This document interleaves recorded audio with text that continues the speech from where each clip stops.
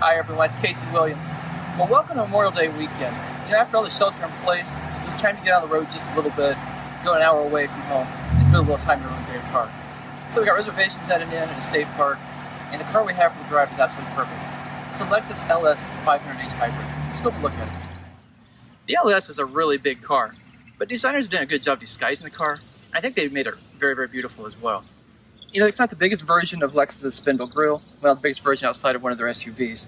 But it looks really good. The car has a lot of presence. You definitely know what it is. LED headlamps, nice string of them, looks very elegant, just nicely sculpted in. I even like the hood. When you see the side profile of the car, it's very coupe-like. Again, it's a very long car, and you can tell when you look at it, it's a big car. But it's also very low, it's very stylish, raked back, looks really nice. Large alloy wheels, like the chrome trim. And then just one little logo down here to tell you it's a hybrid.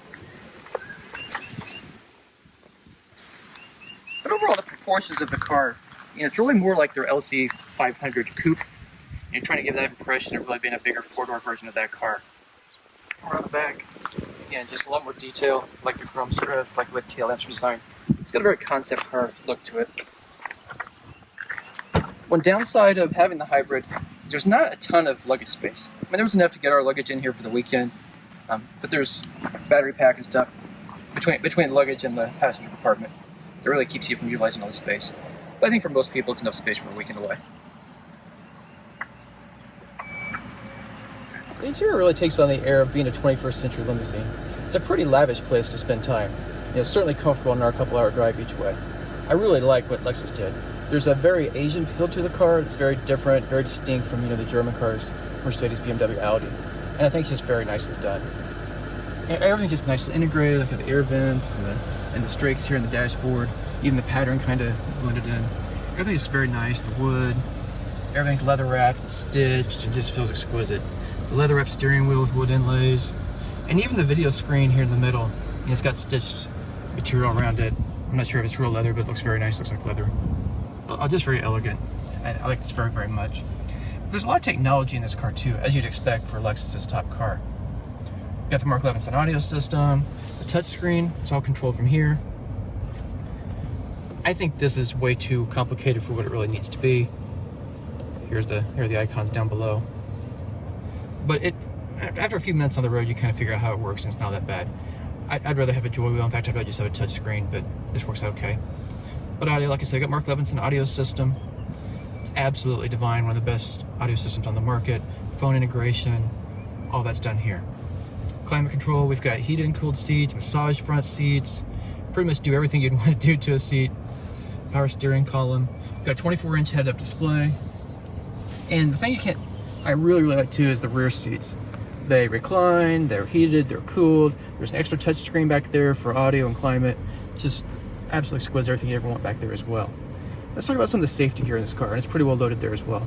Got adaptive cruise with lane centering, forward collision alert with auto brake, rear cross path detection, it's got lane change assist, blind spot warning, pretty much everything you need as well there. Well, being a high-end hybrid, the LS 500H is a very complicated car technically, but it's not a difficult car to drive. In fact, it's an absolute delight to drive.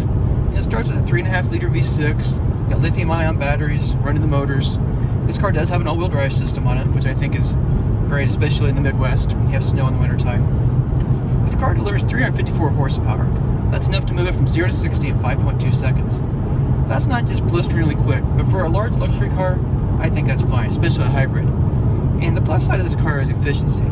23 miles per gallon in the city, 31 on the highway. So for a big car, that's pretty decent fuel economy. And if you just the all-wheel drive system, you're looking at 32 miles per gallon on the highway. Again, I think that's really, really good. But the car is more than that. This has an air suspension system. It just wafts right along. It's got the drive mode selector, so you can tighten up the steering, tighten up the throttle response a little bit, and turn it into more of a sporty car. And I think compared to the German cars, think about the Mercedes S-Class, BMW 7 Series, Audi A8, of course, this car to me just feels nimble. It just feels a little more athletic. It's just fun to drive in the corners. We're on a 2-lane road right now, kind of twisting through the country. And the car is just an absolute delight. I like that a lot. The one downside is sometimes, being a hybrid, there's things kind of going on in the background. So the car can run in EV mode for very short distances, but that allows the system to kind of take it in and out of EV mode, and you can use use regenerative braking, it can use the powertrain to regen the batteries. So there are always kind of some things going on in the background. Sometimes you kind of hear the engine revving at weird times, but you get to use that pretty quickly, and it's pretty nice. But some other things I really like in this car, and it's got a 24-inch head-up display.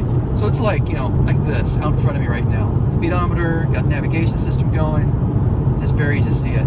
Again, like the drive mode selectors up here, easy to get to them, steering wheel, and the rest of the information you need is right here in front of you.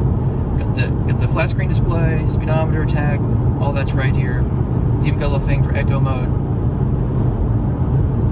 But it's just, just really a nice car to drive.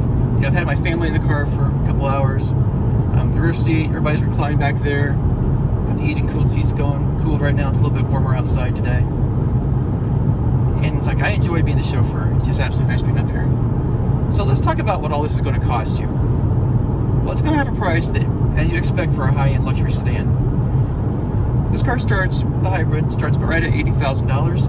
This one, fully equipped, $101,215. So again, pricing right there with the Mercedes S-Class, BMW 7 Series. It's a little bit more than a Hyundai Genesis at the high end.